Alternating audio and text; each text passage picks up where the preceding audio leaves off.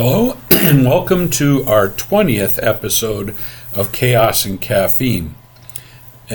First, if you're watching this on YouTube, we'd like you to like and subscribe if you could. That way we can start building a larger audience. This one is going to be a slightly different take. First, we're going to test a rather generic Kona coffee from Select. This one is from a Jewel, I believe. In any case, we go ahead and we'll try that, and then basically it's what I'm stuck with at home. It's not the greatest, but we'll go ahead and compare it to the other ones we've had so far. Here's an image of it. In any case, I have had ongoing issues with my GM vehicles, in particular the infotainment center. And we're going to discuss that as well as complexity of modern vehicles. So first, let's go ahead and try the coffee. It's a medium roast, by the way. And not too bad. I mean, Kona blends. The reason I was going to do a Kona coffee actually tomorrow, I'm doing this on Friday because we have warnings that starting at 5 a.m. tomorrow we're supposed to get heavy snow, which probably won't happen, but just in case, we're going to go ahead and do this episode here now because the office, the industrial park I'm in, they tend not to clean the on the weekends. They won't clean too early. If it was a weekday, I get in early if I'm local, and they'll usually be plowing or cleaning up. They've already put salt down, so that tells me it's likely going to occur. So anyways, I'll survive this. Probably have a little bit left, not much, of my other coffee because it is this afternoon. This morning I did a talk on RCM, Reliability Centered Maintenance, and that's part of what prompted this. So anyways, we'll start with the last vehicle. I had a Silverado pickup truck that had the 3.0 diesel in it. It was a 1500. It was a trail boss, so I could get a couple extra inches off the ground because of the areas I have to travel for the industrial and utility work that we do, such as wind farms and steel plants and things like that. So the last vehicle I had, which was a 2023 Silverado, really nice color, kind of a blackened gray with the top hood indicating that it had the diesel in it. I wasn't expecting that diesel and all of the extra maintenance that came with that part of the vehicle, including the need for DEF, and it, I would put, on average, I put 25 to 35,000 miles on a vehicle in a year. So every 3,000 to 4,000 miles, I was having to put in 2.5 gallons of this DEF, and that's nasty stuff, and it's not fun to put in. If I got lucky, I'd find gas stations where you could put the stuff in. By the way, I'll give it a thumbs up, but not something I would pay more than the 75 cents a K-cup I pay for this one. So anyways, getting back to the other thing. The first thing that happened, though, even though, like I said, there was a lot of annoyances with the diesel portion of it, like towards the end, well, that goes along with the other part we'll talk about, but things like I would get notification that I had to continue driving to clean the diesel, the exhaust filter. And that meant 20 to 25 minutes of additional driving. So while I was getting really good mileage, but the cost of diesel being higher, that really was a wash. All the extra steps that had to be taken, all of the extra maintenance that had to be done for the power and the mileage, it wasn't a great trade-off for me. So I probably won't do that again. At the same time, the biggest issue I ran into was almost as soon as I bought the vehicle. So within the first 30 miles, the DEF tank exploded, and it was actually the hose and the fitting failed, and that meant that I had DEF all over the garage, all over the parking lot outside, and the first night basically had to have it towed back to the dealership, and then I was without a vehicle for a week. So we got past that part, and then I took my first road trip, which was the following week, to a wind farm, and I was like, yeah, this is good. We'll give it a shot. We'll see how the diesel performs. It wasn't horrible as far as the drive went, except for halfway through the 14-hour drive, it decided I didn't need sound anymore, and the sound would just turn off, meaning no radio, no ability to communicate. My phone, if I allowed the phone to link, it wouldn't work. I would have to shut down the vehicle and open the driver's side door and leave everything and leave it open for 5 minutes, and then shut everything and start it up again and see if it restarted the computer system. If that didn't work, I would have to repeat that until I finally got sound. So that meant in the middle of the drive, it added, a couple hours. I mean, when you're driving that far solo, you need, something in the background. I mean, I didn't even have blinker sounds. It was terrible. So that happened, and that was a repeated issue. So when I did a little bit of research on it, found out that was a constant, meaning everybody, it was being noticed by everybody. Everybody was having that same issue of losing sound. So finally, the dealership took it in, and they did the updates, and that problem went away. But that was 3 months after owning the vehicle. So the next thing that started happening was the updates, the downloading updates that occur with that style of vehicle. And I'd be, driving along, and it would say an update's available, and I would stop at a gas tank, and it would I would shut the door, and it would lock, and it would lock me out of the vehicle for 20 to 30 minutes. Now, that meant I would be sitting at a pump, usually the only diesel pump for road vehicles or Type 2, and that was it. I'd be stuck out of the vehicle, and people would be not really happy, but there's nothing I could do because it decided that I didn't have access to the vehicle. Now, towards the end, that happened multiple times, in addition to some other stuff. So let's back up a little bit from that.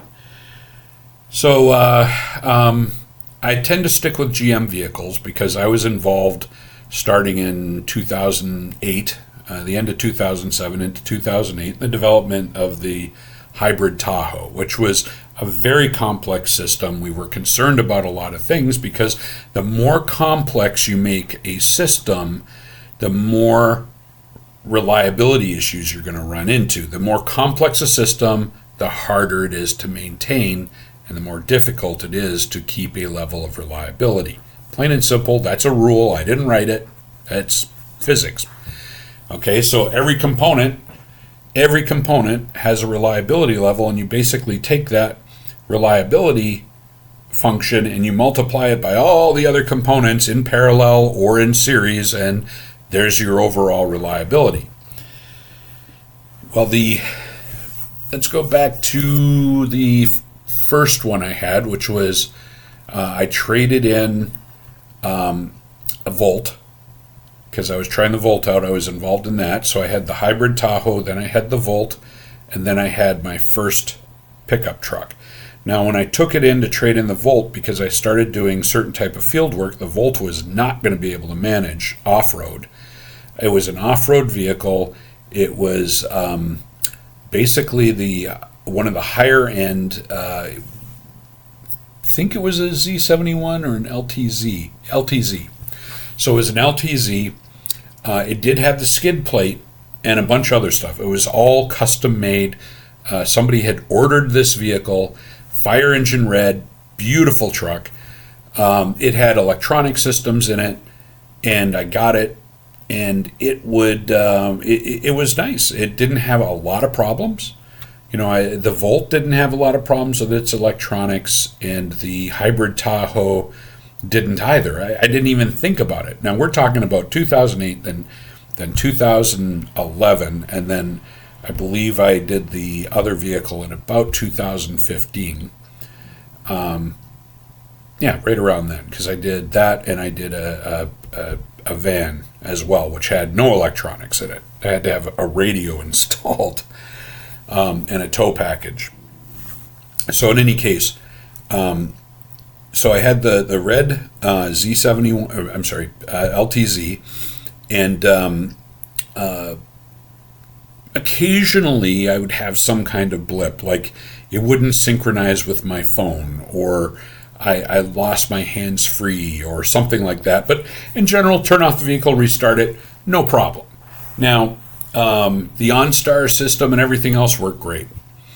So I moved forward, and the next vehicle was a high country, more complex, nice air-conditioned seats, all kinds of great things. The problem I had with that was I was taking it off-road, and the high country, contrary to what the name sounds like, is a highway vehicle. The tires are not meant for off-road.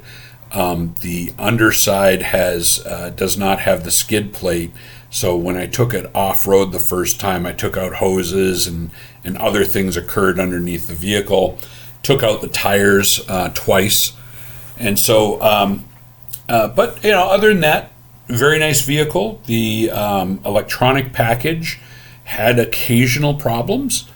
But overall, just they weren't things like I didn't lose the radio. I didn't lose this, that, and the other thing. So the High Country had a lot of the features I liked, but I hit near 100,000, and with the Silverado, as soon as you hit 100,000 miles, its trade-in value literally halves. And that's not a joke. It's not a rumor. It is literally exactly what happens. So I would usually hold on to one right up until 99,000 and then start looking for a new vehicle. So that time went ahead and I got so I go from the High Country, which had some issues with the infotainment system, to the next one, which was the Trail Boss system. I'll call it a system. And it had the full-blown Type 3 infotainment center. It was no longer a pickup truck. Now it was a computer on wheels. So everything is controlled through the infotainment center. I went from some infotainment, and that means the computer screen and what's associated with it, and analog dials in my previous vehicle with a small screen that had indicators that I like to use for range and stuff like that. And a heads-up display, which was wonderful, especially for directions and so on, to something where I no longer had analog anything. That meant that if for some reason, and it happened a couple of times, I lost both screens, I was dead in the water, basically. I was driving and I had no idea how fast I was going. I had to stop and reset the vehicle. So this is back to the diesel. So that was happening more and more often. It went beyond annoying. It was like every time I started it up, I had to worry whether or not I had function. I had a map, or I could connect to my map on my phone. Worse is when it started occurring while I was driving, and then all of a sudden, you're at the last part of an 8 to 10 hour drive, and you're trying to find your hotel, and it's a bunch of turns, and then all of a sudden you have nothing. You're having to find a place to pull over in order to get your phone out, in order to get a map going to find where you're going, because you weren't getting it back. The other thing is the the Wi-Fi radio portion that I really liked because you could select the music you wanted to hear or listen to podcasts, that also would just go away, meaning that you'd no longer have that function. It would corrupt all kinds of things. So my concern with all of this was the fact that this system connects to all of the other systems in your vehicle. It's a true cyber physical system, meaning that your brake system, your steering system, your emergency system, all of your emergency, all of your safety devices are connected.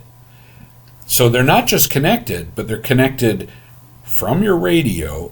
All of the little computers throughout the vehicle, there's names for them, we'll just call them computers, all the computers through the vehicle, then connect via the cloud, and then from the cloud they go back to wherever, and supposedly it's a really secure system. Well, a really secure system I got to enjoy one night when I got an OnStar alert on my phone at 2:30 in the morning that all 4 of my tires were flat on my truck. So I go, oh great, because I wasn't in a pleasant neighborhood, somebody stole my tires. So I run outside to look, there's the truck, no problem at all. And so I pull up the system again. Somewhere along the way, somebody had fat fingered, or it was deliberate, and the OnStar system had changed it from maximum pressure, the tire pressure of 50 psi was set to 500 psi, which means that my correctly inflated tires were now measuring as flat. That problem was addressed somehow, and sometime during the next day, the alerts went away. Nobody followed up to say what it was, but apparently it was all of a very specific design vehicle. So this goes back to in 2016 when I was on stage at NIST and we were talking about cybersecurity attacks, cyber physical attacks on vehicles. And the other people are going, oh, you could do something to somebody, or, you could take over somebody's car, or you could do this to an individual. I said, oh, no. I would go after like OnStar or something. And then what you end up doing is you just turn off all of the specific, you use the anti-theft system and you turn off all of the vehicles of a certain type in a city, in the country, or whatever, and you cause all kinds of disruption. Well, that's what I was worried about. So then we go to, as time went on, problems kept getting more interesting in that the number of updates was happening more frequently, which meant that I would be traveling, because this was a traveling company vehicle, basically, and I was traveling out to jobs, and randomly, kaplooey, I had problems. So I did a little research because the last thing that occurred for me after, I had the incident where I'm driving up and I'm passing by Bowling Green, the Chevy Chevrolet, the Chevy plant, the Corvette plant, and the Corvette Museum, and driving up the highway, and a truck drives by and it ejects a piece of metal. It goes straight through one rear tire and beds in the other rear tire. We won't get into the fact that it was going to take 5 hours to do something about it, except that a young guy from a local garage went and got a floor jack for me so we could get the one tire changed. The other tire was still holding air. But the reason we had to get the floor jack is the bottle jack that came in the truck was too short to lift the truck. So jacked all the way up. I couldn't get under anything to get the vehicle up to replace a tire. A little bit of a nuisance and something you would think people would think about. So of course the infotainment issue. And so I go, okay, well, maybe I got a lemon. Did a little bit of research, and supposedly 2026 was going to have all these corrections in place. So this time I decide, instead of getting a pickup truck, I'm going to go with a Tahoe again, and Z71, so if I need to take it off-road, I can. So I got, great tires on stuff, just 2 inches lower than the other one. So off-road, I have to just be a little more careful. four-wheel drive, all the stuff I need to use it as a service vehicle. Beautiful finish. I had two to choose from. One was white, and it had some great features in it, but but missing some stuff I wanted. And I really didn't want the auto drive capability. They've got this thing, and you've got a little camera that faces you on the dashboard, and what it's doing is watching your eyes, and if your eyes close or whatever else, you run into trouble. Well, I like to wear sunglasses when I drive, and it's bright outside, so, if you wear sunglasses and you have that, it can't see your eyes, so it won't work. Go figure. So the other one was a nice black vehicle. I'm looking at it right now. And, it's similar to the other one. It had a lot of stuff. I don't really like black in a service vehicle because all the dirt and everything shows, really shows. White, the reason why people use white and light gray for service vehicles is because dirt and stuff like that tends not to show as much. The other reason I wanted this is if when I do a wind farm, the problem I had with the other vehicles, the pickup trucks, where they weren't sealed as good as they were before. So I would get, if I went to Texas and Oklahoma, I would end up with the back end, the bed full of basically red dust. So went ahead and traded in for the new one, the 26. So really new, like 10 miles on the odometer, and the 26 line had only been out for a couple of weeks. So just freshly on the lot, found it, said, okay, let's give it a shot. Made sure it fit in the garage. It's actually kind of nice because the other vehicle I had, the crew cab, was on a suburban,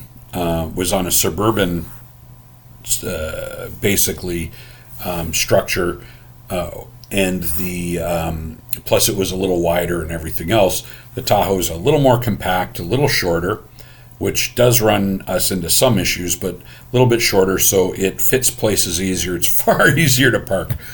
The other thing is, the Silverado, because of all the weirdness on the road, I went ahead and I got a cam, so I could watch.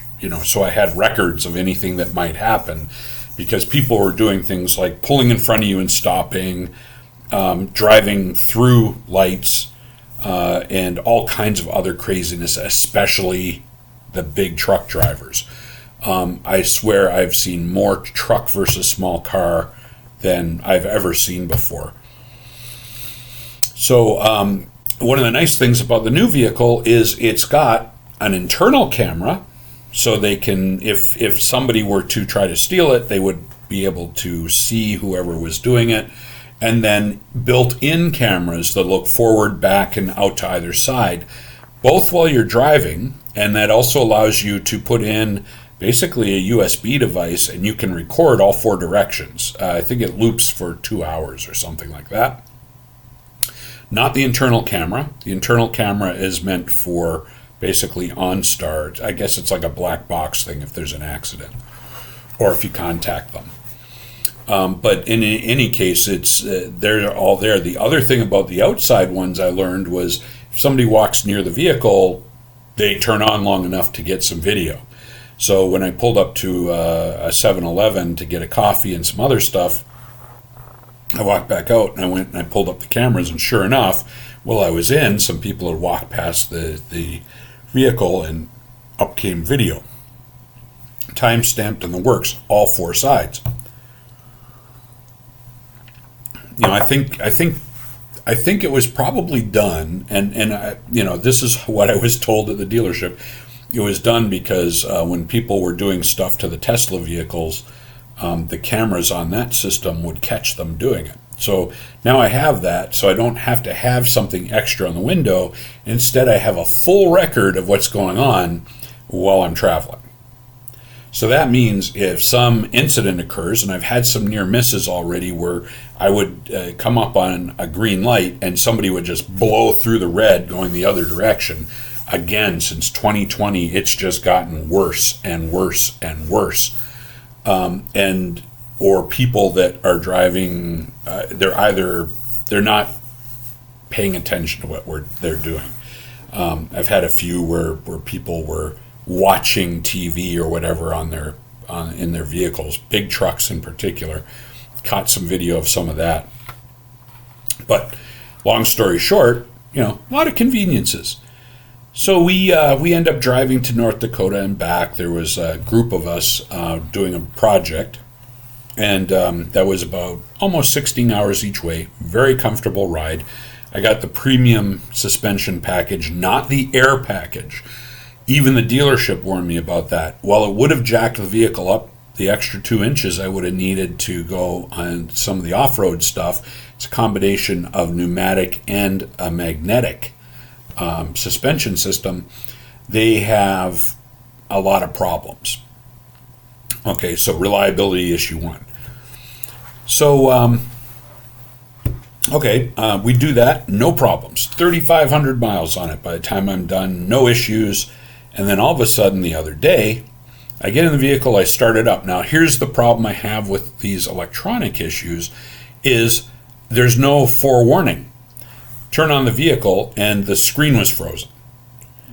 And basically that meant that I had no map, I had no control of the radio, I had no control of any settings in the vehicle. I wasn't clear whether the speedometer was right or not, and that is a big issue. And I was worried about other things going wrong in the system.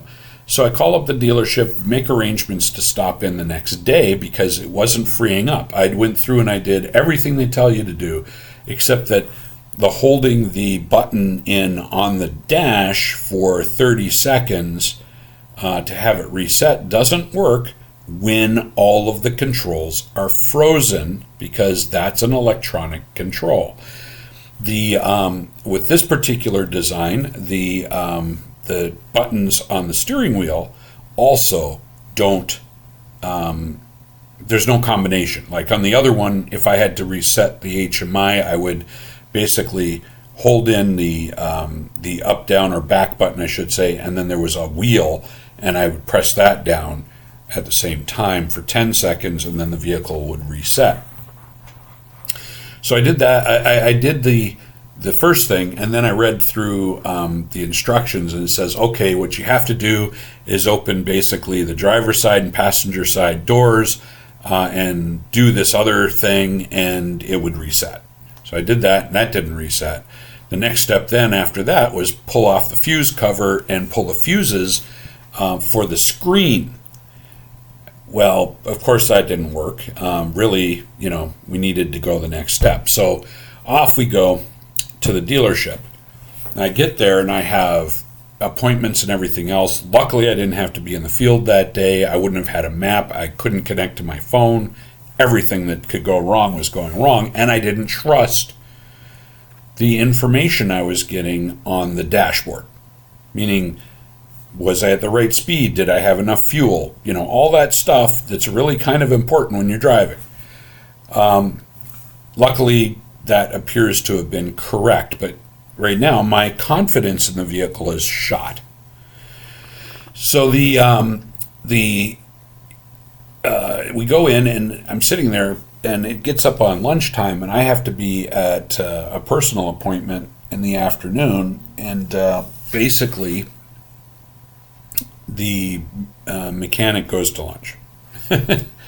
And my vehicle still isn't operating, and there's no loaner. So he comes back, and I said, have you just tried turning it off and on again? What? Unplug the HMI and plug it the hell back in. I used fuck, but that's besides the point. And he goes, well, they have to tell me what codes, and they have to tell me this and that. I said, just do it. Unplugs it, and I'm about to plug it in right away. Hold on to it for 1 minute, allow all the capacitors to die out, plugs it back in, and I'm up and running again. So I go, I'm done. I'm done with GM. And, this one here was a slightly more expensive vehicle because my director discounts went away. It's been some years and, all this other stuff. So I went ahead and said I'm going to do a little research on other vehicles and see what if I need to do anything or whatever. And I found out that this isn't the only problem.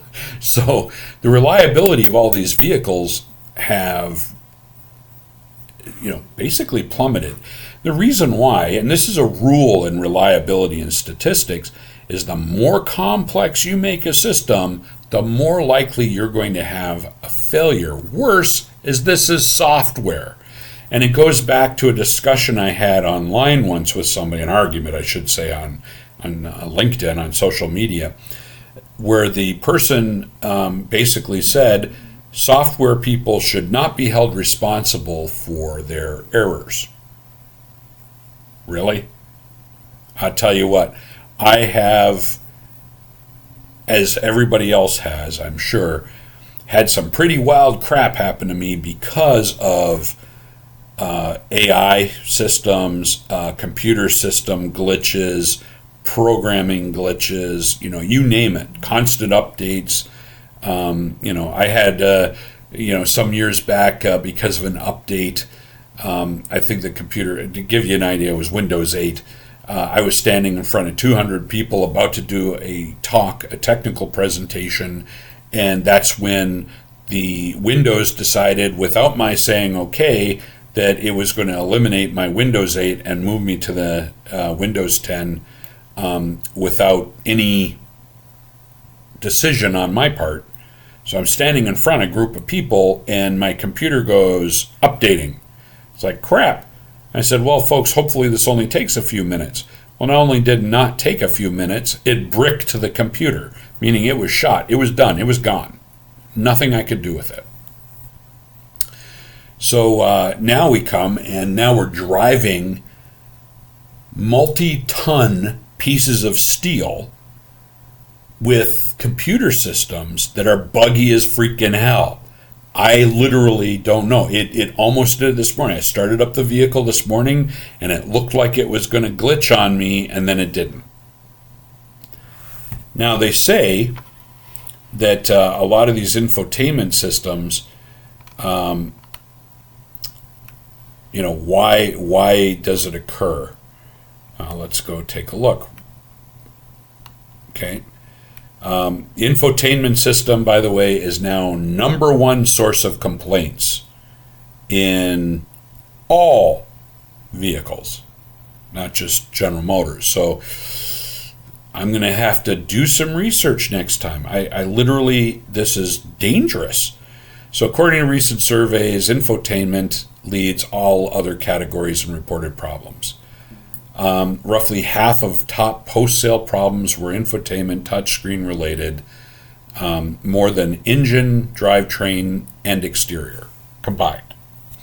The areas of trouble include frozen panes, unresponsive touch controls, connectivity issues such as smartphone pairing, wireless or CarPlay and Android Auto, which is a big issue, and voice recognition glitches, and general lags and crashes.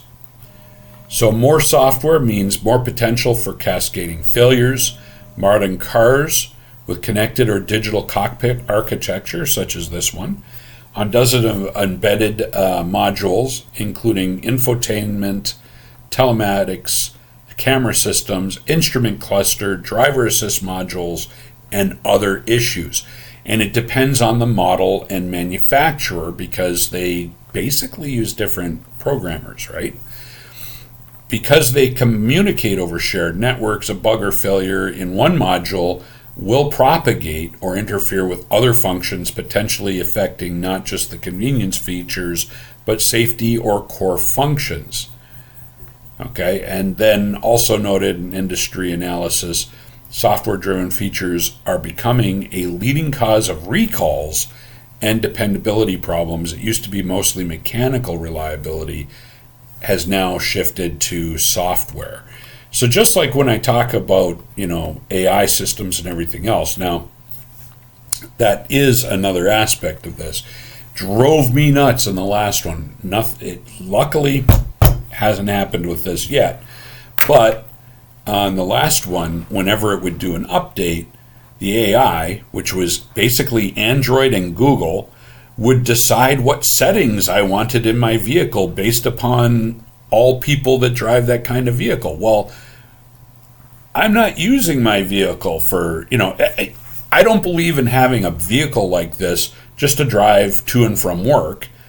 I use it as a work vehicle. It's meant as a workhorse to be used in the field. I like all of the capabilities because of long distance driving. I can respond to people and everything else through voice. I can hear texts without having to look down at a phone. I can do voice commands and it will speak to me. But there's AI involved. So the AI systems, which by the way, this vehicle came back and said, oh, we can summarize all your emails and texts. And I'm like, no way do I want that misunderstanding ever happening. And then it would autocorrect if I responded to somebody. So if you get a response from me from the vehicle, I am so sorry. Most of the time it was probably not me. It was probably the vehicle deciding on its own, even though I said no.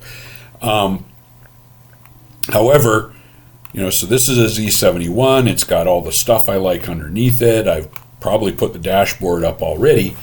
You have to be really careful. Now, what this means, if I do RCM, reliability centered maintenance review of the vehicle, there would be tests and inspections I would want to do, but I can't for this part.